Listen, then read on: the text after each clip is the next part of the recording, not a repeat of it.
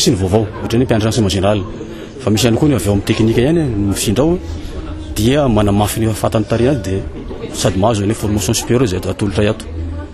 mifanao comptabilité tany amin'ny teknika izy nafanao électrotech tany amin'ny teknika nafanao BTP tany misy ao fa misy koa ny mpianatra enseignement général zay vao amin'ny FTS izy no fanina misy miditra am'izay matière technique zay reto andiany reto dia nisan'ny mpianatra tena hitako hoe nisy locomotive zao tao anatiny tena misy olona mavitribitrika tena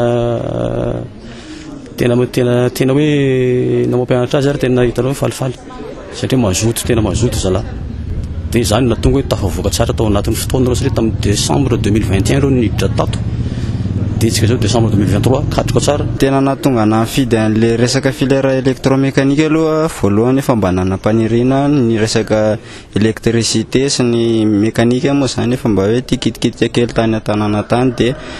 niditra tato amin'ny FTS mba ahafahako manovo bebe kokoa an'izay faniriko zay ny antony idirako électromécanique aorian'izao fifanana zao raha mbola manana fahafahana ny ray aman-dreny mbola ezaka ny anohy foana moa raha ohatra tsisy tsony ny fahafahany ray aman-dreny dia toa dia asa avy hatrany afaka mamorona garage sy ny ohatra zany afaka BPC dia efa nanomboka nanao filière technique gestion